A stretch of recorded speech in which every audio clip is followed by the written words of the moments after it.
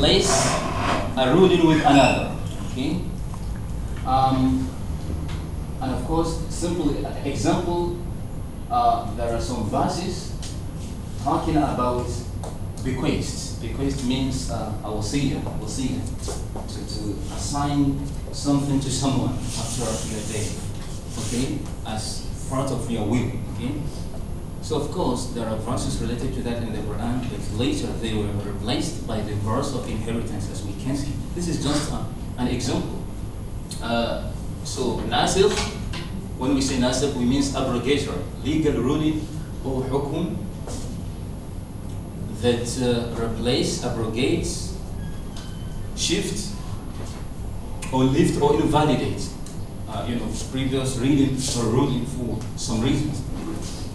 When we say al-mansukh, means abrogated legal ruling, hukum, or any relevant Quranic passage that has been replaced by another. So we need to have a clear picture of what nasikh is or what al-mansukh is. Do you get that? We will get to know that indeed. But the first critical question we need to ask is what? Why does it happen? We are saying this because I'm aware of the controversy that the topic generates within the circle of people who basically had no sound base in Islamic studies, who tend to challenge the Quran for having, abrogation. Why? Someone will ask, why on earth will we have one verse in the Quran abrogating another? For what? For what reason? Well, we can answer by saying, of course, it is possible. It is absolutely possible. Why? Because Allah the Almighty has said it already. وَإِذَا بَدَّلْنَا آيَةً مَكَانَ آيَةٍ وَإِذَا بَدَّلْنَا آيَةً مَكَانَ آيَةٍ وَاللَّهُ أَعْلَمُ بِمَا يُنَزِّلُ. Okay? When we replace one verse with another, Allah knows best what He does. So it is based on what? On hikmah. There is hikmah basically for doing that. Not only that, Allah the Almighty says, we do not abrogate any verse in the Quran. ما ننسخ من آية أو ننسها نأتي بخير منها أو مثلها نأتي بخير منها أو مثلها. Just underline this. نأتي بخير منها. Whatever we abrogate or allow it to be forgotten, okay, it has to be substituted by another. Whenever abrogation is made, there is a wisdom for that. It is only because we see it is necessary to remove what? Or to replace the previous version of the verse with another, as we can see later. Because Allah the Almighty knows what He does.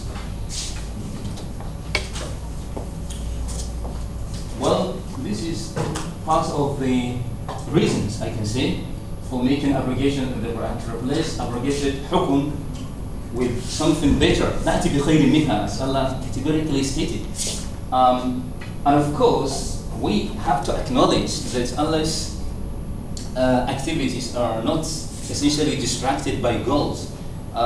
Human being, we plan as humans, but of course, events and circumstances may come along and destroy our plans for the future. That is why they say man proposes, God disposes. But Allah the Almighty is all-knowing. So, He does what He likes, simply.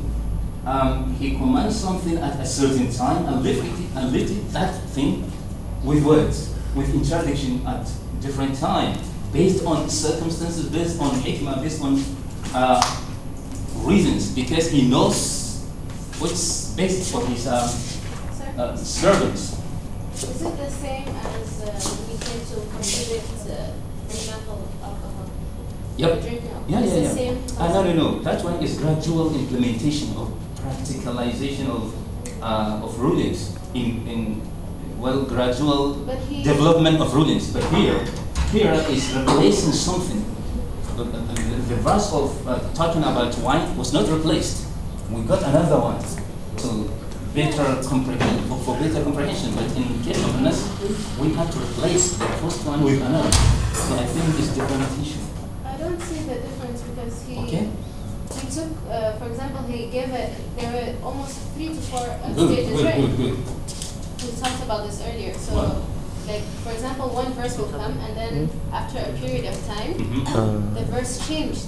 Yeah, but we can see that in detail. Just to give us 2 or 3 minutes. Maybe at the end of the lesson we'll come back to that to see, or maybe you will find your answer. But I think it's different issue. We can come to that. But before that, let's quickly have a recap into divisions, so we can see types of nasikh in the Quran. Nasikh collectively is divided into 3 categories. We have abrogation of the Quran by the Quran. Okay, just pay attention to this. Abrogate Quran verse with another. This is number 1. Nasikh al-Quran bil-Quran. This they call it Nasikh al-Quran bil-Quran. Maybe it will answer your question. This is permissible. All scholars agree that this is absolutely possible. We will talk about that in detail, but for now, abrogation of the Sunnah by the Quran. Nasikh Sunnah bil-Quran. This involves a situation where Quranic verse comes to us to replace a ruling established by Sunnah. We will get to see that in detail later. And finally, we have abrogation of the Quran by the Sunnah. It's something established by Quranic verse, then later to be replaced by Sunnah. Well, this has remained a subject of controversy, and of course, many scholars contest it. Again, most of the scholars say that this is absolutely impossible for Sunnah, which is established by Ahad, by Al-Quran, is established by At-Tawatur, as we will see later. So, it is impossible, illogical for something established by Ahad, through Ahad, to replace something established through At-Tawatur. That is, Sunnah to replace Quran is not that practical. So we can move to benefits of al-nasikh. Why do we need nasikh? Ibn Abbas pointed out that Allah the Almighty, when Allah the Almighty says, يُؤْتِ الْحِكْمَةَ مَنْ يَشَاءُ وَمَنْ يُؤْتَ الْحِكْمَةَ فَقَدْ أُوتِيَ خَيْرًا كَثِيرًا. This is a Quranic verse. Ibn Abbas says the meaning of this verse is, revolving around the importance of knowledge of words, of nasikh wal-mansukh. Al-hikmah here means, taking cognizance of the aspect of nasikh wal-mansukh. If you are knowledgeable in this area, then of course this verse is referring to you. That is why Khalifa Ali radiallahu anhu was passed by a man judging. He's a judge, judge. Okay, so he saw him and asked him whether he is aware of something called al-nasikh wal-mansukh. That man looked confused. He said, "What's that? What's al-nasikh wal-mansukh? You don't know that?" Again. Okay, no problem. He said, "You don't know that?" He said, "Yes." Then of course, Ali radiallahu anhu told him that you've gone astray, and of course you led many others. So you are not supposed to be a judge if you don't know al-nasikh wal-mansukh. Al-nasikh wal-mansukh, today I want to make it clear that it is a top priority for anyone who wants to know the pros and cons. Sorry, I can't use that word. We don't have pros and cons in the, but for anyone who needs to know all the nooks and crannies of the Quran, so he needs to be fully aware of al-nasikh wal-mansukh. Let's forget that. Benefits, just a continuation. It is particularly helpful for jurists, legislators, and of course, all those who are interested in learning Quran. So this topic is for them. This topic is for anyone interested in learning how the Islamic jurisprudence was developed over the centuries, and of course, how it was used to interpret Quranic verses, and above all, it provides a portal for understanding the Quran. Now it's off already. It will never come back, it seems to me. Conditions for nasikh. Conditions for nasikh. Today is funny. It's ridiculous. Conditions. There are conditions for nasikh. We need before nasikh happens. There must be some conditions. So number one, abrogated hukum. That's the verse to be replaced. The verse, we are back. The abrogated hukum must proceed the abrogating hukum. What do you mean that? Al-mansukh must come before al-nasikh. In other words, nasikh, that is the ruling that is invalidating or replacing a specific injunction must come after it. And of course, this is logical. This is what absolutely aligned with reason. You can't, if you want to replace something, then it has to come after what you want to replace. Both abrogating and abrogated hukum must be on legal ruling. You can't go and start talking on al-qissa, narrations of Adam and all that, and start saying, okay, this is nasikh, this is mansukh. No, nasikh or mansukh is clearly, focusing on what?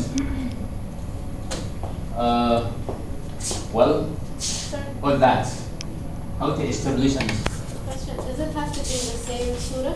No, it can be anywhere. And nasikh or mansukh, but in most cases they are in the same place. But it doesn't have to. It doesn't. It's not even necessary. We can have, or we have a little bit example that can confirm that.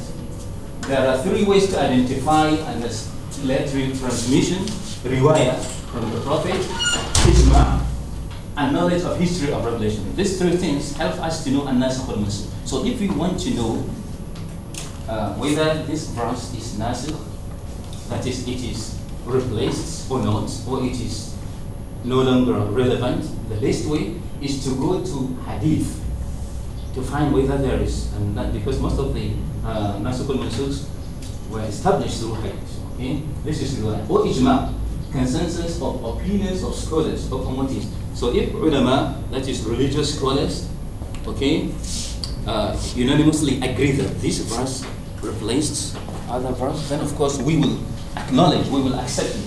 Or if we have deep understanding of what they call revelation, asbab al-nuzul, revelation and its sequence as we established the other week. Well, there is another important issue, al-nasikh in the Quran. How does al-nasikh happens in the Quran?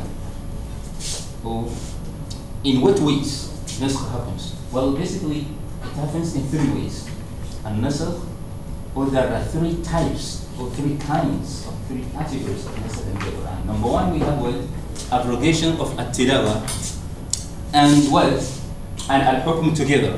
رفع الحكم والتلاوة معا. رفع الحكم والتلاوة معا. نسخ التلاوة and al-hukm. In this situation, both the ruling, okay, the legal aspect we are talking about, and what? And the tilawa, and the verse itself, the way the verse is read, is what? Is removed. This is called naskhun bighayri badal. Naskhun, you remove and you didn't replace it with anything. To remove without replacing with something is called naskhun what? Bighayri badal. Because the verse and the rulings are irrelevant. We don't need them. So we can see example of this. But before we move on, is it very clear? Yeah. Not very clear? We say abrogation of at-tilawa, to remove the tilawa, to remove the verse and to remove the hukum. If we find the Quran, we'll never see the verse and we'll never see the hukum. Yeah, it's obvious. As simple as that. Correct? So let's see with example. Example, Aisha says, it had been revealed in the Quran that the 10 clear suckling make the marriage unlawful. كان فيما أنزل على رسول الله أن 10 رضاعات يحرمنا فنسخنا بخمس رضعات. Well, this is a ruling. It may sound ridiculous. It may sound ridiculous, but it is a fact. But one will say, what a minute. How on earth one suckles what? It's something I will leave for you to complete. Okay? But it is a fact, it is a ruling. Aisha says, before woman is become illegal for you to marry her, you have to suckle her how many times? 10. But later this was replaced with 5. That one, if he suckles 5 times, then is enough. Suckling 5 times is enough to disqualify that man, that woman, to be, to be your later wife. Okay. So if anyone, this was it was a ruling basically in the origin of Islam, but later later it was removed. What do you mean? Now it is open. Whether you suckle a woman or not, it's still the same. You can marry her. You get that? Yeah, so we don't have to stop to wait here. Let's move quickly because it's ridiculous thing. And second, Allah the Almighty commanded Muslims to what? To offer charity before private consultation with the Prophet sallallahu alaihi wasallam. Allah the Almighty says, يا أيها الذين آمنوا إذا ناجيتم الرسول فقدموا بين يدي نجواكم صدقة. إذا ناجيتم الرسول, when you need to have a private meeting with the Prophet, okay, Prophet is of course the greatest man on earth, so it's not someone that you can just go and see without giving money. You have to offer charity before seeing him. This is a ruling. Sadaqah, you have to give sadaqah before you see the Prophet, before you don't waste his time.